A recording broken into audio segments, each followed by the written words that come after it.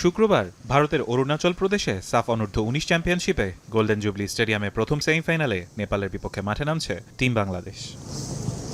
আগেই সেমিফাইনাল নিশ্চিত করা বাংলাদেশের গ্রুপ সেরা হওয়া নির্ভর করছিল মালদ্বীপ ও ভুটান ম্যাচের উপর। ম্যাচটি ড্র হওয়ায় এ গ্রুপের চ্যাম্পিয়ন হয়ে সাফ অনূর্ধ্ব ১৯ চ্যাম্পিয়নশিপের সেমিফাইনালে উঠেছে লাল সবুজের প্রতিনিধিরা। ড্র দিয়ে মিশন শুরু করা বাংলাদেশ নিজেদের দ্বিতীয় ম্যাচে ভুটানকে উড়িয়ে দিয়েছিল ৩-০ গোলে। ২ ম্যাচে ১ জয় ও ড্রয়ে ৪ পয়েন্ট নিয়ে এ গ্রুপ সেরা বাংলাদেশ, ২ পয়েন্ট নিয়ে গ্রুপ রানার্স আপ মালদ্বীপ।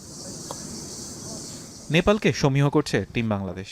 সেমিফাইনালের আগে অনুশীলনে high intensity, team coordination, tactical setup ও পজিশনিং নিয়ে কাজ করেছে যুবারা। নিজেদের ব্যাপারে আত্মবিশ্বাসী লাল সবুজদের কোচ।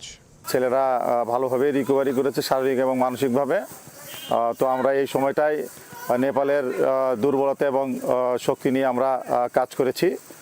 ছেলেরা পুরোপুরিভাবেই প্রস্তুত। সেমিফাইনালের আগে অনুশীলনে ব্যস্ত সময় পার করেছে ফয়সাল মতিনরা। নিজেদের সেরাটা দিতে চান দলের সবাই। দেশবাসীর কাছে দোয়া চাইলেন যুবাদের অধিনায়ক। সেমিফাইনাল আগে লাস্ট প্র্যাকটিস সেশন হয়েছে, সবাই আমাদের জন্য দোয়া করবেন। কালকে যেন আমরা যার যার স্থান থেকে সবার সর্বোচ্চটা দিয়ে একটা টিম হয়ে, একটা পরিবার হয়ে, বাংলাদেশের হয়ে খেলে আমরা ফাইনালে পৌঁছাতে পারি। শুক্রবার দ্বিতীয় সেমিফাইনালে স্বাগতিক ভারতের প্রতিপক্ষ মালদ্বীপ। ফারহান ইসান এখন।